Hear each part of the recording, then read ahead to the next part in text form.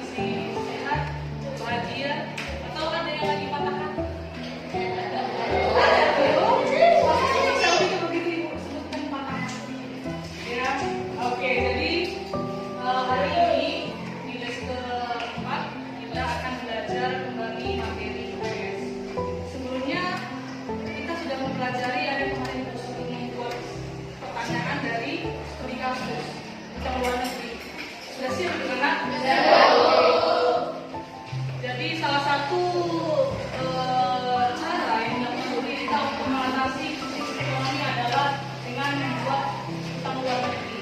Dan hari ini kita akan mempelajari hal yang berhubungan dengan ya. Jadi pada kesempatan kali ini kita akan mempelajari bagaimana kehidupan ekonomi Indonesia pada awal kemerdekaan. Jadi dengan adanya pembelajaran hari ini, harapannya kalian sebagai peserta didik mampu menganalisis bagaimana kehidupan ekonomi Indonesia pada awal kemerdekaan. Ya, jadi nanti dalam pembelajaran ini, Ibu akan menampilkan sebuah video pembelajaran dan akan menjelaskan sedikit mengenai bagaimana situasi yang kita alami setelah kemerdekaan. Dan kemudian Ibu akan menyajikan sebuah studi kasus yang akan kalian diskusikan bersama dengan kelompok jikalau kalian hidup di zaman ketika kita merdeka. Ya, nanti studi kasusnya akan kalian sajikan dalam sebuah infografis dan akan dipresentasikan masing-masing setiap kelompok. Paham ya nak? Ada pertanyaan? Ya. Jadi Ibu akan menampilkan sedikit video yang akan kalian lihat. Setelah kalian lihat, nanti Ibu akan tanya sedikit apa yang bisa kalian pahami terkait video ini. Ya, silakan.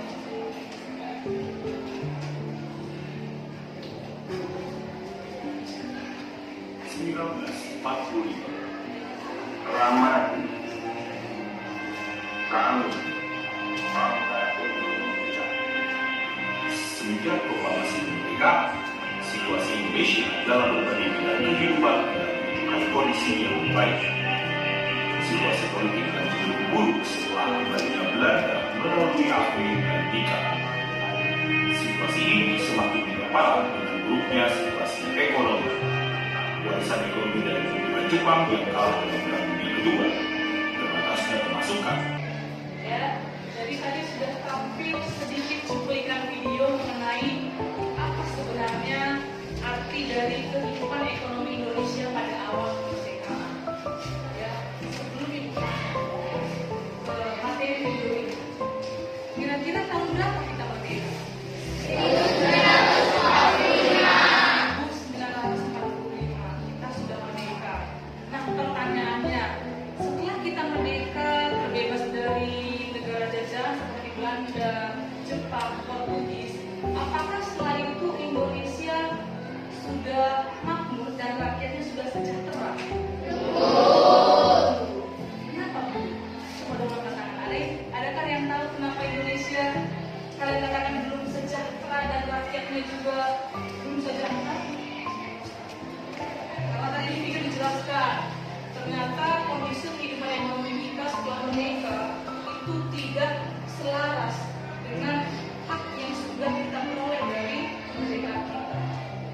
Kenapa bisa belum sejahtera negara kita setelah kita merdeka?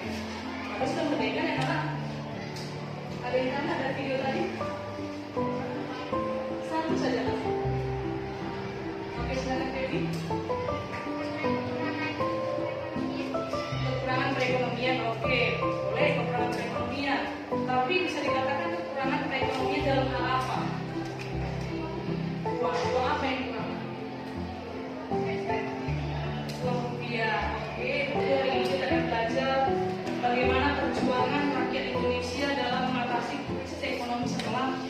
kemerdekaan atau pasca kemerdekaan. Ingat, setelah kita merdeka, situasi politik kita, ekonomi kita belum stabil. Apalagi ini dia situasi ketiga, adanya blokade ekonomi oleh pihak Belanda. Dan ingat, walaupun kita sudah merdeka, dinyatakan merdeka tanggal 17 Agustus, pihak Jepang maupun pihak Belanda masih terus-menerus berusaha untuk kembali mengambil alih kekuasaan Indonesia. Lalu, tetap nggak dilakukan ekspor impor atau menjual barang ke luar negeri, tapi menggunakan jalur laut atau perairan. Karena pada saat itu yang ada hanya kapal, belum ada yang namanya pesawat terbang. Nah jadi, si pihak Belanda ini dengan kekuatan militer yang besar, mereka menutupi semua jalur-jalur perdagangan Indonesia. Lingkaran ini semua ditutupi oleh blok-blok atau kapal-kapal pihak Belanda. Agar apa? Agar Indonesia tidak bisa keluar dari wilayahnya untuk menjual barang produksi mereka. Dan Indonesia tidak bisa juga menerima barang dari luar negeri atau membeli barang dari luar negeri. Karena apa? Karena kita sudah diblok. Ini lingkaran merah ini adalah blokade, penutupan jalur oleh pihak Belanda. Itu dia. Sehingga apa? Ketika kita tidak bisa menjual barang ke luar negeri, dampaknya apa ke negara kita? Ketika kita tidak bisa melakukan perdagangan ke luar negeri, ada pertanyaan? Tidak? Oke, jadi kalau tidak ada pertanyaan, Ibu akan membuat kelompok. Jadi di kelompok nanti kalian akan membahas mengenai sebuah studi kasus terkait kondisi perekonomian kita di awal kemerdekaan. Kalian akan belajar bagaimana cara hidup di zaman kemerdekaan tersebut. Ya, jadi silakanlah duduk dalam kelompok yang sudah dibagi sebelumnya. Kelompok 1, 2, 3, 4, 5. Itu sesuai dengan kelompok masing-masing nih kan? Kelompok 1, 2, 3, 4, 5. Nah jadi ada studi kasus yang disajikan dalam sebuah website interaktif bernama Padlet. Ya, di situ kalian baca studi kasusnya, pertanyaannya. Untuk mengakses situs ini, silakan scan barcode di depan. Kalau nggak nampak boleh ke depan di scan. Ya, nanti langsung diarahkan ke halaman-halamannya. Itu ada studi kasus mengenai kondisi perekonomian kita pada awal kemerdekaan. Silakan dibaca kasusnya apa permasalahan yang terjadi, situasi apa yang terjadi, kemudian baca pertanyaannya dan silakan analisis pertanyaan. 3 pertanyaan ini silakan kalian buat sekreatif mungkin dalam bentuk bisa infografis, mind mapping, menggunakan Canva. Ya, waktu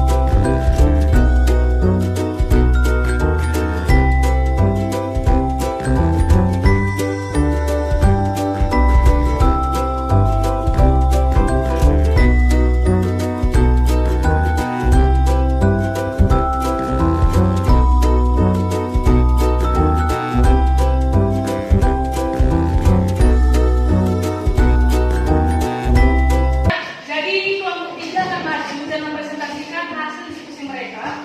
Silakan didengarkan bagaimana mereka menyampaikan solusi yang mereka tawarkan. Kemudian nanti akan diberikan kesempatan dari kelompok lain untuk memberikan pertanyaan atas penjelasan mereka. Silakan dimulai. Oke, teman-teman. Perkenalkan, kami nomor 3 ingin mempresentasikan hasil kerja kami itu studi kasus dilema di